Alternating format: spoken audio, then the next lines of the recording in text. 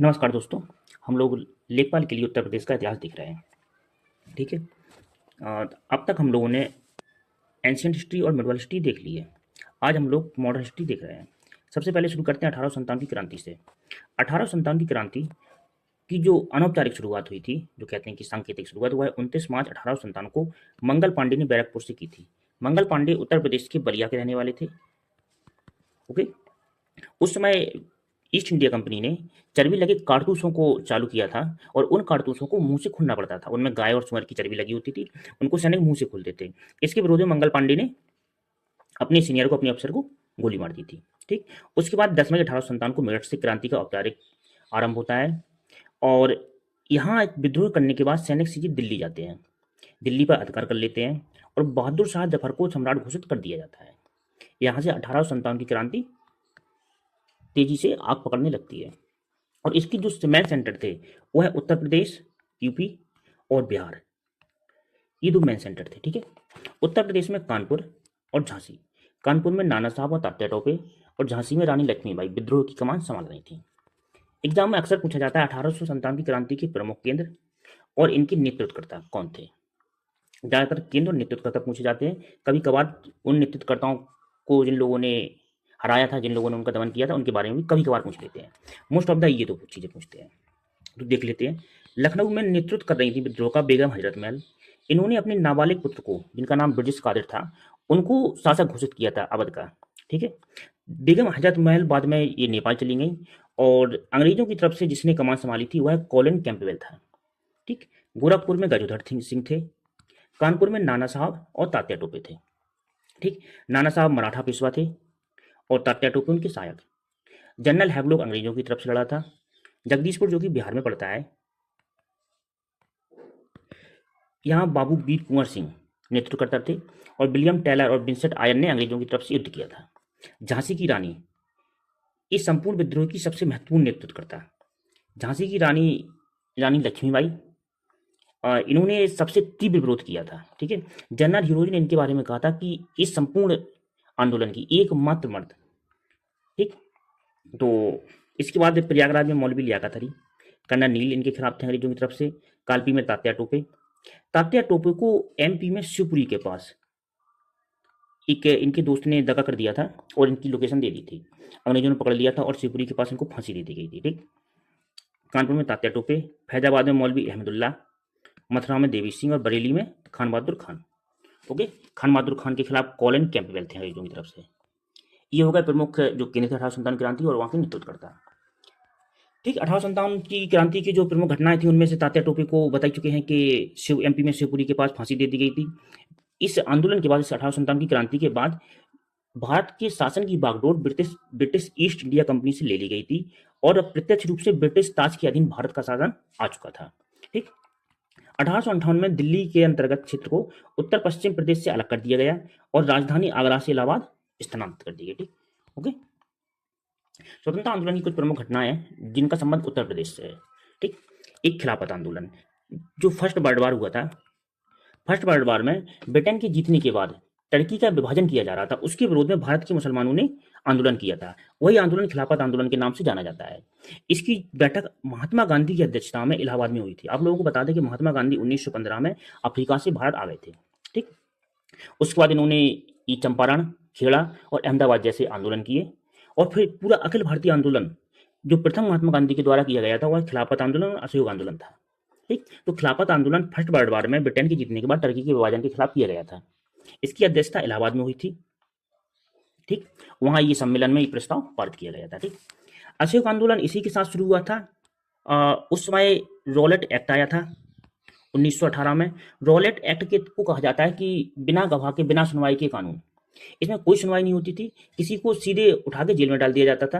राजद्रोह का आरोप, कोई अपील नहीं, कोई सुनवाई नहीं। इसके विरोध में जलियांवाला बाग में एक मीटिंग की जा रही थी, यह सम्मेलन किया जा रहा था, और शैफुद्दीन किचलू के द्वारा। शैफुद्दीन किचलू और एक नाम क्या था उनका, दो लोग थे। वहां जनरल डायर ने निहत्ती भीड़ पर गोलियां बरसा दी थी। ठीक है। तो इन सब घटनाओं के विरोध में असहयोग आंदोलन कांग्रेस के द्वारा शुरू किया गया था, और उसका नेतृत्व भी महात्मा गांधी ने किया था।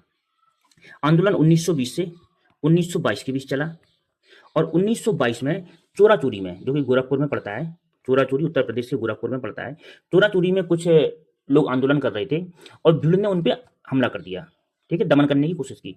गुस्साई भीड़ ने पूरा थाना जला दिया था, ठीक है। उस हिंसक घटना के विरोध में महात्मा गांधी ने असहयोग आंदोलन वापस ले लिया था, ठीक। याद रखना, ये चोरा चोरी और गोरखपुर, ठीक है। इसी दौरान बहुत सी राष्ट्रीय संस्थाएं बनी, उनमें एक महत्वपूर्ण संस्था थी काशी विद्यापीठ।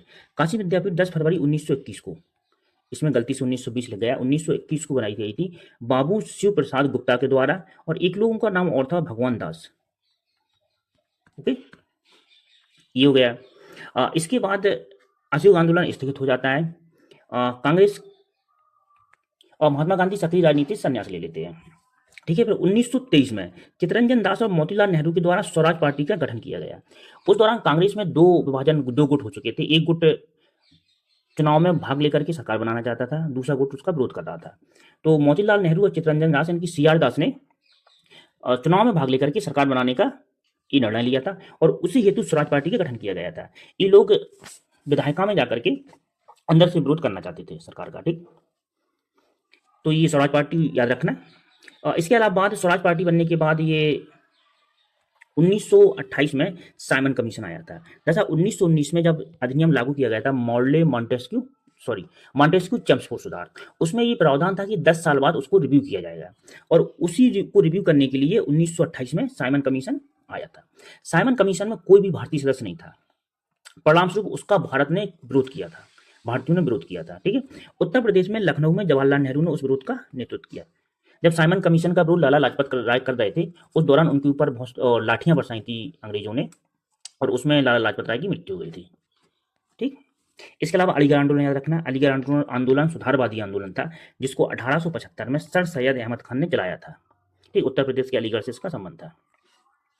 राष्ट्रीय आंदोलन के दौरान कम्युनिस्ट और समाजवादी विचारधारा भी काफी सक्रिय रही, और इसी कम्युनिस्ट पार्टी को भारतीय कम्युनिस्ट पार्टी के नाम से 26 अप्रैल 1925 को एम.एन. राय ने कानपुर में बनाया था, ओके। भारतीय communist party 1925, M.N.. Roy, Kanpur, याद रखना। उत्तर प्रदेश किसान सभा का गठन 1918 को गौरी शंकर मिश्र, इंद्र नारायण द्विवेदी और मदन मोहन मालवीय ने किया था, ठीक। इसके अलावा एक महत्वपूर्ण संस्था थी अवध किसान सभा। अवध किसान सभा को बाबा रामचंद्र ने बनाया था, ठीक। इतना याद रखना, अवध किसान सभा, बाबा रामचंद और 1920, एक फैक्ट आएगा, ठीक। चलिए, असहयोग आंदोलन के दौरान कुछ छोटे छोटे क्षेत्रीय आंदोलन हुए, उसमें एक आंदोलन था एक आंदोलन, ठीक। एक आंदोलन बहराइच, हरदोई और सीतापुर जिलों में हुआ था, और इसको निम्न वर्ग, निचली जाति के लोगों ने किया था, ठीक। मदारी पासी इसका नेतृत्व कर रहे थे। किसानों ने लगान में वृद्धि का विरोध किया था, ठीक। सहदेव थे, उन्होंने भी इस आंदोलन में सक्रिय भूमिका निभाई थी। एक आंदोलन याद रखना, सन याद रखना, और ये जगह का नाम याद रखना। मदारी पासी ने इसको लीड किया था, ओके। और इसी दौरान 1920 के दशक और 30 के दशक में क्रांतिकारी गतिविधियां भी काफी तेज हो गई थी, और उनका केंद्र उत्तर प्रदेश भी था। हिंदुस्तान रिपब्लिकन एसोसिएशन एक ऐसा ही समूह था जो क्रांतिकारी गतिविधियां कर रहा था, और क्रांतिकारी गतिविधियों के माध्यम से अंग्रेजों को डरा धमकाकर देश से बाहर करना चाहता था, भारत में स्वतंत्रता लाना चाहता था। हिंदुस्तान रिपब्लिकन एसोसिएशन की स्थापना 1924 में रामप्रसाद बिस्मिल, योगेश चंद्र चटर्जी और सचिन सान्याल ने की थी, ठीक। इसी एसोसिएशन ने 1925 को काकोरी ट्रेन कांड किया था, ठीक। ईस्ट डाउन ट्रेन जो सरकारी खजाने को ले जा रही थी, उसको ने लूट लिया था, ठीक। और इस डकैती में रामप्रसाद बिस्मिल, अशफाकुल्ला खां और राजेंद्र लाहिड़ी को फांसी दे दी गई थी, ठीक। 40 अन्य क्रांतिकारी भी इसमें गिरफ्तार किए गए थे, और इस घटना से चंद्रशेखर आजाद भागने में सफल रहे थे, चंद्रशेखर आजाद नहीं पकड़े गए थे, ठीक। उसके बाद फिर 1928 में चंद्रशेखर आजाद ने इसको फिर से रीऑर्गेनाइज किया, और इसका नाम हिंदुस्तान सोशलिस्ट रिपब्लिकन एसोसिएशन कर दिया, जिसमें चंद्रशेखर आजाद और भगत सिंह जैसे क्रांतिकारी शामिल थे, ओके। अन्य घटनाएं, काकोरी जो ट्रेन एक्शन था, जो ट्रेन कांड हुआ था, डकैती हुई थी, उसमें उत्तर प्रदेश के चंद्र भानुगुप्त थे। इन्होंने क्रांतिकारियों का आंदोलन और क्रांतिकारियों का केस निःशुल्क लड़ा था, ठीक। और ये तो हम लोग देख ही चुके हैं कि काकोरी से जो एक्शन काकोरी कांड था, उसमें जिन लोगों की गिरफ्तारी हुई थी, उनमें से चंद्रशेखर आजाद भागने में सफल रहे थे, ठीक। साइमन कमीशन विरोध में लाला लाजपत राय पे जो लाठीचार्ज हुआ, उनकी मृत्यु हुई। उस मृत्यु का बदला लेने के लिए भगत सिंह और चंद्रशेखर आजाद के द्वारा सैंडर्स की हत्या कर दी गई। ठीक है, और ये दोनों लोग हिंदुस्तान सोशलिस्ट रिपब्लिकन एसोसिएशन के सदस्य थे। ओके। भगत सिंह ने बटुकेश्वर दत्त के साथ मिलकर केंद्रीय विधानमंडल में बम फेंका था। ठीक, बम फेंकने के बाद इन्होंने गिरफ्तारी दी, और शिव वर्मा और जगदेव कूपर उत्तर प्रदेश के थे, इन्होंने इनका साथ दिया था। ठीक, शिव वर्मा जयदेव कूपर को सहारनपुर से गिरफ्तार कर लिया गया था। ओके। अब ये भी पूछा जाता है कि कौन से कांग्रेस के अधिवेशन कहाँ हुए। उनमें उत्तर प्रदेश के हम लोग अधिवेशन देख लेते हैं, उनके अध्यक्ष कौन थे वो देख लेते हैं। कांग्रेस की स्थापना 1885 में हुई थी, ये तो आप लोग जानते ही होंगे। और इसका तीसरा अधिवेशन यानी कि 1888 में इलाहाबाद में हुआ था, और इसके अध्यक्ष जॉर्ज यूल थे। जॉर्ज यूल पहले अंग्रेज अध्यक्ष थे कांग्रेस के। ठीक, 1892 में फिर से अधिवेशन इलाहाबाद में हुआ, इसके अध्यक्ष WC बनर्जी थे। ओके। 1899 में लखनऊ में अधिवेशन हुआ था, RC दत्त अध्यक्ष थे। 1905 गोपाल कृष्ण गोखले बनारस में हुआ था। 1905 में ही बंगाल का विभाजन भी किया गया था। ठीक, इस वजह से भी ये महत्वपूर्ण है। ठीक है। 1910 फिर से इलाहाबाद, सर विलियम बेडनवल अध्यक्ष थे। 1916 लखनऊ, अंबिकाचरण मजूमदार। इसको याद रखना, इस सम्मेलन में कांग्रेस और लीग अधिवेशन समझौता हुआ था, कांग्रेस और मुस्लिम लीग के बीच। इसके अलावा कांग्रेस के अंदर नरम दल और गरम दल ये दोनों एक हो गए थे। ठीक, तो 1916 का लखनऊ अधिवेशन याद रखना। 1925 में कानपुर में हुआ था, सरोजिनी नायडू इसकी अध्यक्षता थी, और यह पहली भारतीय महिला थी जिन्होंने कांग्रेस की अध्यक्षता की थी। सरोजिनी नायडू से पूर्व एनी बेसेंट ये एक महिला थी, प्रथम महिला जिन्होंने कांग्रेस की अध्यक्षता की थी। ठीक, 1936 में लखनऊ में पंडित जवाहरलाल नेहरू ने अधिवेशन की अध्यक्षता की। 1946 में मेरठ में सम्मेलन हुआ, जिसकी अध्यक्षता आचार्य JB कृपलानी ने की। ओके। इसके अलावा अगली जो उत्तर प्रदेश की महत्वपूर्ण घटना थी वह 1942 की थी। 1942 में भारत छोड़ो आंदोलन हुआ, और उस आंदोलन में बलिया में अस्थायी राष्ट्रीय सरकार का गठन हुआ। ठीक, कित्तू पांडे के नेतृत्व में यह सरकार बनी थी। ठीक है, और ये भारत छोड़ो आंदोलन के समय बनी थी। उत्तर प्रदेश के आधुनिक इतिहास में इतना ही महत्वपूर्ण है। ठीक है, तो हमारी ये इतिहास वाली सीरीज खत्म हो गई है। अब इसके बाद हम लोग देखेंगे उत्तर प्रदेश की ज्योग्राफी। ओके, तो धन्यवाद, मिलते हैं अगले वीडियो में।